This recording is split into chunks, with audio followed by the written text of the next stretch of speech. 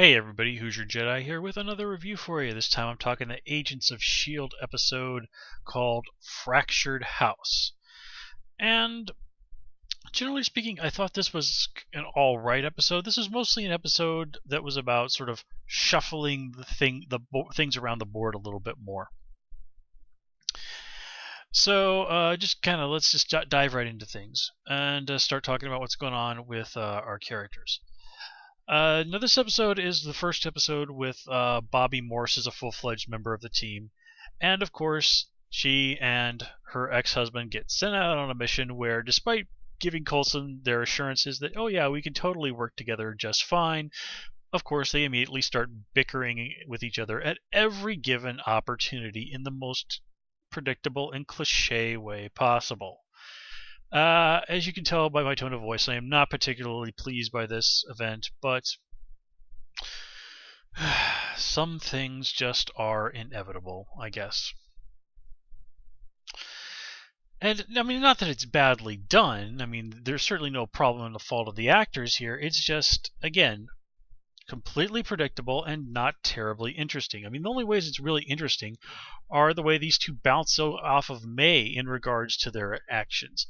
You know, we see Hunter just trying to vent to May, and she eventually just turns to him and goes like, you do realize that I don't like you, right? And then later on we see Bobbi talking with her and going, you know, had you ever been married? And apparently from the look May gave her, the answer was yes, and that apparent would also ended rather badly. Now it is interesting to think about, well, just who was it that May was married to, and when did her marriage come to an end? If it was after she had that incident where she lost her team, you know, the one where she changed and became the rather surly May we know and love today, then that would have her marriage probably would have been another casualty of that incident. And remember, May said that when that happened, it was like she was dealing with someone who could do mind control, which is something that S.H.I.E.L.D. believes was simply impossible.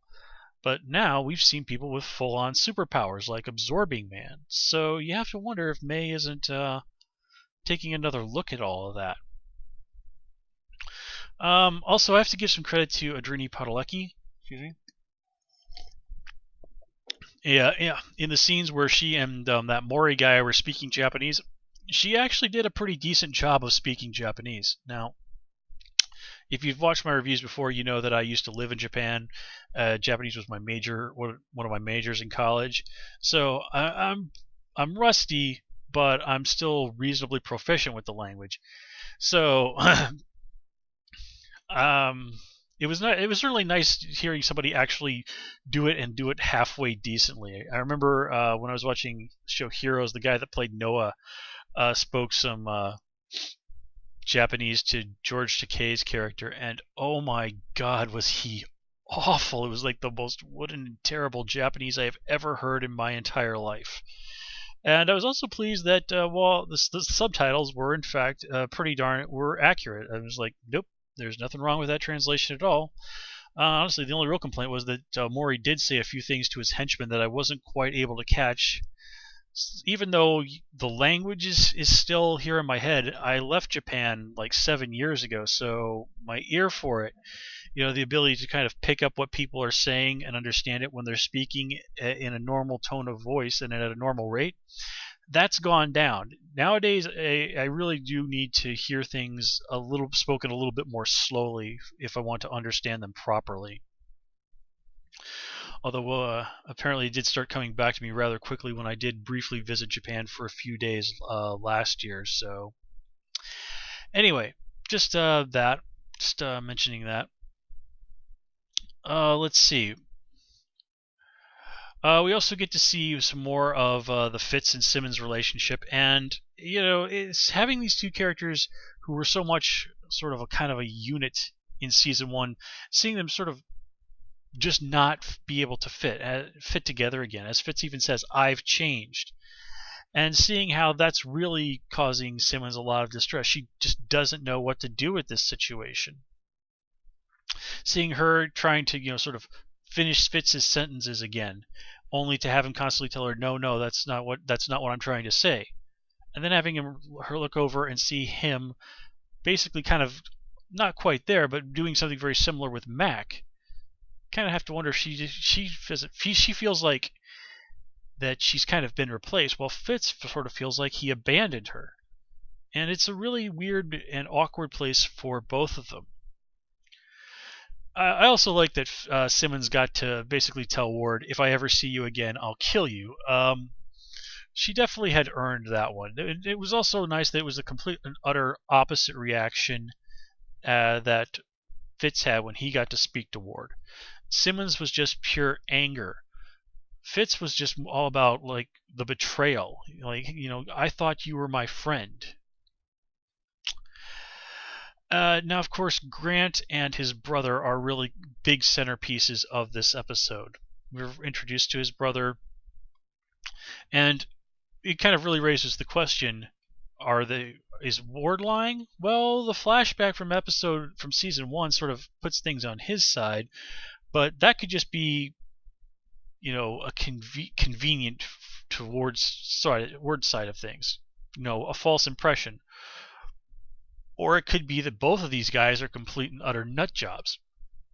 I found it interesting that they mentioned that their parents were both busy with, apparently, were high-level government employees.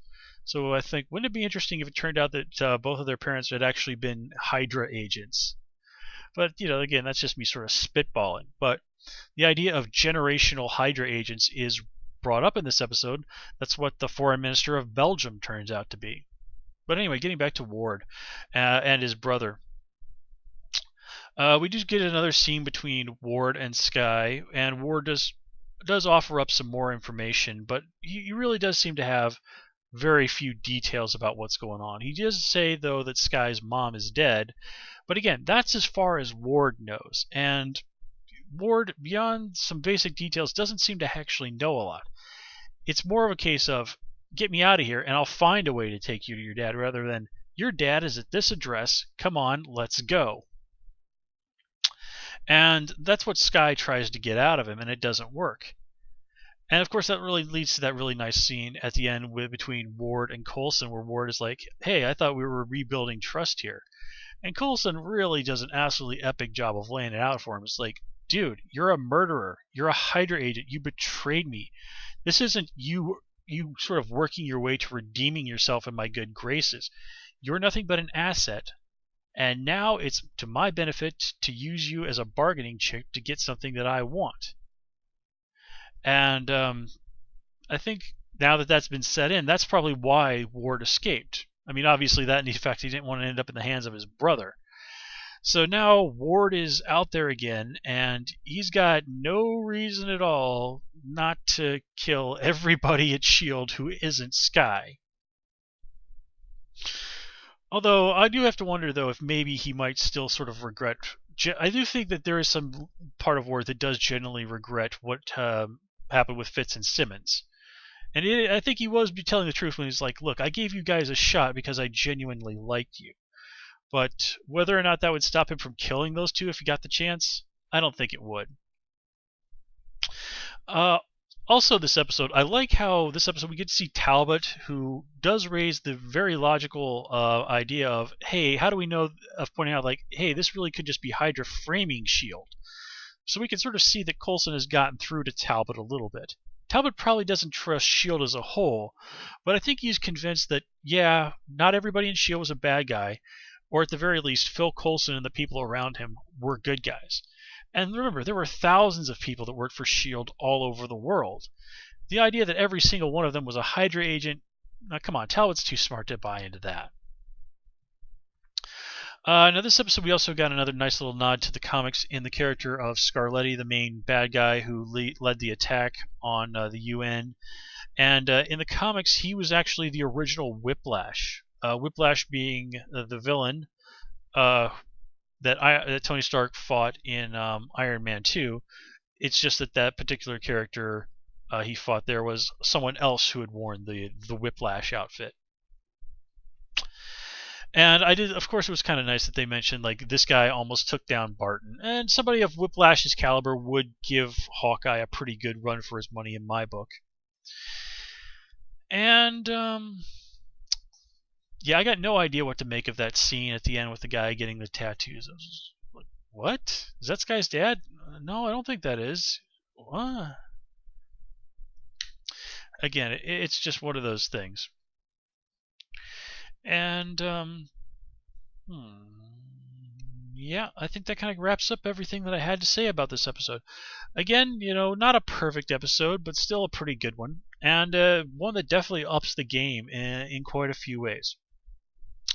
So with that said, guys, I'm going to call it here. As always, please comment, rate, and subscribe, and of course, you can follow me on Twitter at Hoosier Jedi. Until next time, take care and have a good one.